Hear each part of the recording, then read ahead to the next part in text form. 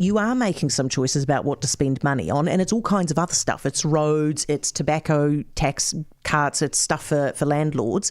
And when it comes to something that Kiwis fundamentally care about, which is health, I disagree. I disagree. We put almost $30 billion a year into health. We put $16 or $17 billion extra in, the most spent ever going into health. So there's plenty of money in health. We're not managing infrastructure projects across the country, whether it's hospitals, whether it's schools, whether it's ferries, well at all. That's been a legacy. We've got to get better at that, and we've got to manage the capital spending that we've got. So, but to the same point, so I'll just say to you, there's plenty of money going in. There's plenty of money going into roads, but yet you can find $2 billion for a road in Wellington.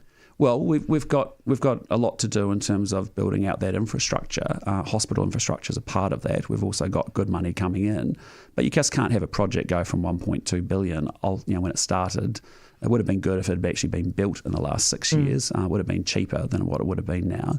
But you can't have it heading out to $3 billion.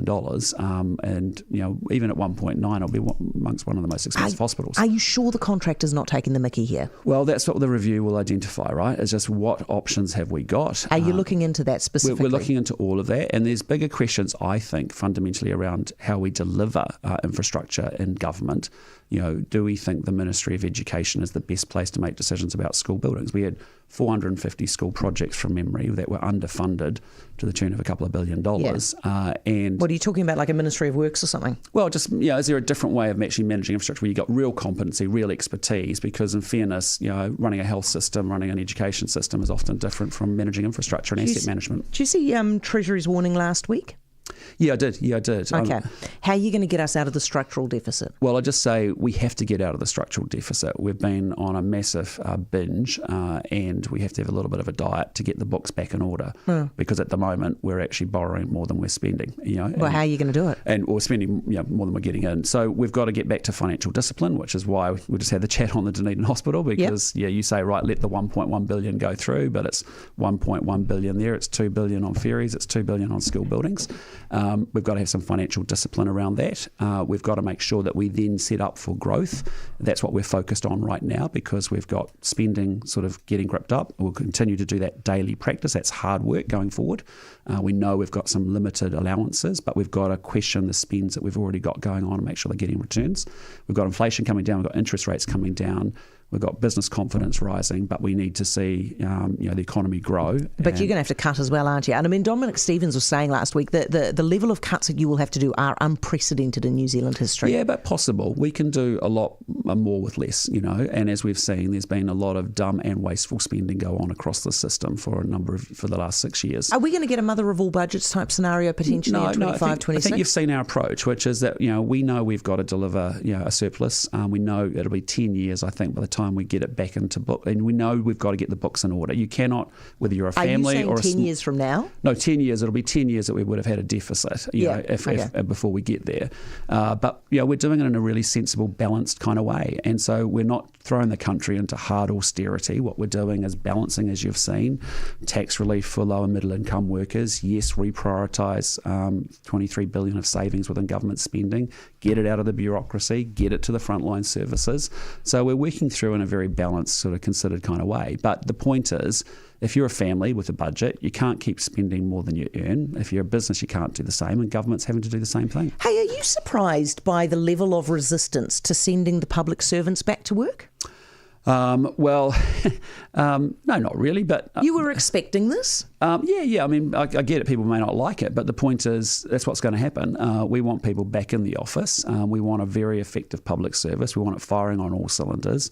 Whether you lead large corporates or whether you lead large government employees, the reality is you can maintain a culture for a period of time virtually, but you need people in the office. When are you going to give me my minimum days they have to be back? That's what I want.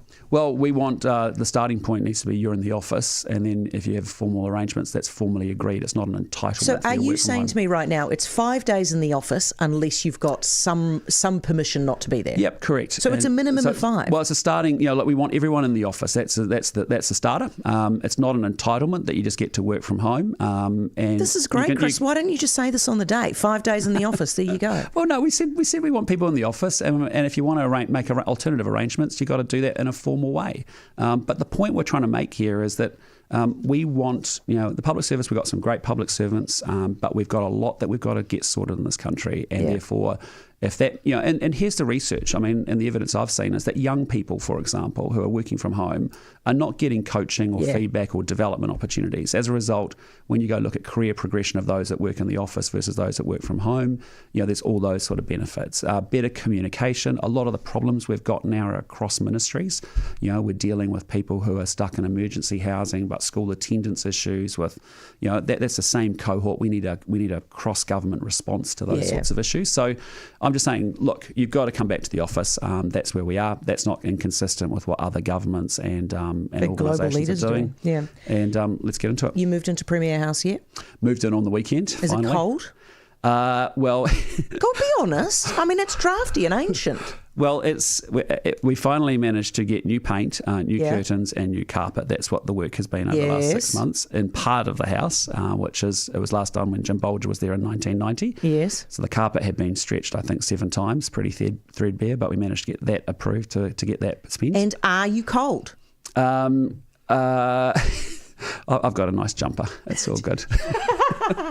Are you cranking the heater all night? I got a good jumper. Jeez, honestly. It's all good. But it's Dude, it's get some silicone around those windows. You got to sort that. Yeah, I had a bit of a working day on the weekend and sort of got some of the tools out, and we'll carry on sorting some things out. But look, it's a privilege to be Prime Minister of New Zealand. It's a privilege to live in Premier House. I love that you're putting a positive spin on this. It's so utterly transparent what you're doing right now.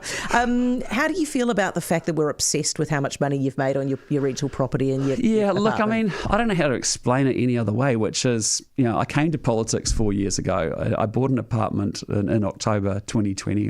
The election was 2020. I then became Prime Minister. I was normally Prime Ministers would sell their apartment and move into Premier House. I couldn't because there was basic maintenance needs to be done. As I said, paint, curtains, carpet, some of it, and that's been done. Now I'm moving in and I don't need the apartment, so I'm selling it. So that's what John Key did when he became Prime Minister. Sold his apartment. How do you feel about the fact that it was all over the TV news last night? How much you made? I've come to expect that, which is... Is it a bit weird? I can't... the bottom line, as I said right from the beginning of my first day in politics, I'm a kid whose parents left school at 16. I went to university, did well in the world, successful, get it, right? And I've chosen to come to politics because I want to add back to New Zealand. So that's my reason for it. But if we're going to criticise people for being successful and, let's be clear, I'm wealthy, I'm, sorted. Have you seen what Jacinda's doing, Chris? After this, you can go on the speaking circuit. No, look, you can make as much in one gig speaking as you do on your property. Look, that won't be my focus. There's a lot of other things to do post-politics, but right now I am absolutely determined. We have a great future. We've got a great potential in this joint, and we just got to get it realised. You've got a structural deficit to fix first. Hey, Chris, thank you very much. Really appreciate your time. That's Chris Luxon, the Prime Minister. It's 13 away from 8. TradeDepot.co.nz. Shop now at Trade Depot, New Zealand's #1 bathroom, kitchen and appliance online store. European wall ovens $5.99. My Dear Black stainless fridge freezers $3.99. Gunmetal basin and shower mixer set $1.95. Shop online or in store at Trade Depot, Nielsen Street, Onehunga. With minimum spends, you can get free home delivery anywhere in Auckland. T's and C's apply. TradeDepot.co.nz. We're proud of our country, mountains and streams. Genian is celebrating 30 years of the Heart Foundation Lottery. Be one of the first 50 families to visit any Genian display home or office and receive a complimentary